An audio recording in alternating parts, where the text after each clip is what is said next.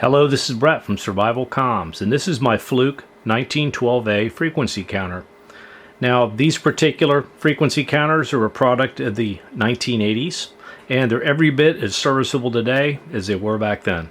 Calibration date of 4/28 of 1984. I currently have this frequency counter connected to my 10 megahertz frequency standard, and I've checked my 10 megahertz frequency standard on the 3920B that just came back from calibration, and the results are within a couple hertz of each other, which is well within the specifications for this particular piece of equipment.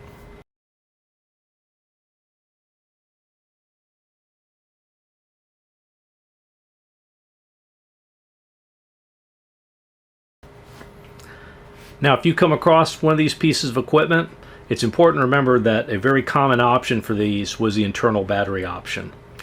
And like all pieces of vintage tech, you need to get the onboard batteries out of it before they corrode and destroy the piece of equipment. You've seen that many times in other videos on my channel of me cleaning up battery corrosion. Now, one thing I learned, and we're going to go inside of it here in a minute, is that when you remove the internal batteries from this piece of equipment, the piece of equipment doesn't operate correctly without them. And I didn't feel like spending the money to buy D-cell NiCads. So what I did was I converted this particular unit to use 5-volt USB power, which is a considerable upgrade. So when we remove our outer cover from this particular piece of equipment, this is what we're presented with. Now you have 4 D-cell batteries, and you can see these were corroded, so I had to get those out of there. And in doing so, I felt like I could just do that and plug the device in and run it off its AC power supply without incident. However, that doesn't work that way. What I found and discovered is that the device itself utilizes these batteries as part of its voltage regulation scheme, so the device does not function correctly when you remove the batteries from the circuit. So what you can do is you can elect to purchase D-cell NiCad batteries. It's about $30 for 4 of them from my limited research, and I didn't want to spend any money on that.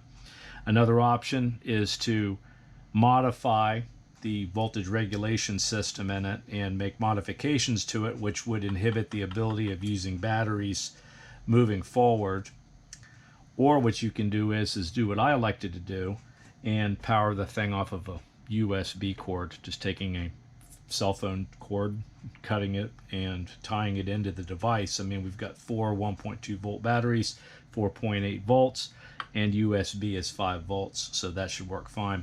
This also has the benefit of there's no permanent modification to this piece of equipment. If I undid this modification, elected to put NiCad batteries in here, I could go ahead and use the AC power supply again without incident, and the device would, for all intents and purposes, be considered original. Now, when you turn the device over, this is what you're presented with, and there's 4 machine screws that retain this shield. You can go ahead and remove this shield from the device, and let's talk about the modifications I made with the USB cord.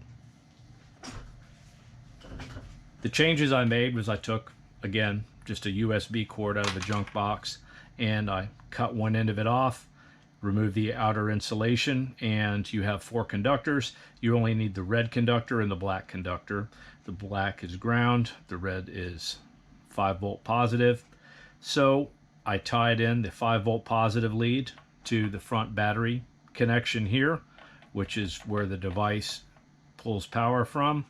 And then I took my negative lead down here on the ground section where the device pulls power from when using the original battery pack. Now, there is a F2, which is the fuse here, and by attaching it to this point here, you're still allowing the device to have this built-in fuse protection if desired to do so, or if you don't care about that, you can just go ahead and tie it straight into this trace here.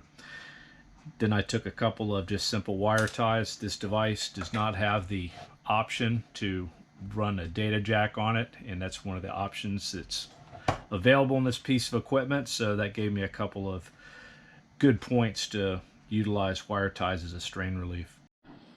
So when you're completed, just go ahead and chase your USB cord out just like this. I've marked it so no one plugs a regular machine cord in there, and then I'm just using one of these is a power supply for it, and it works out well.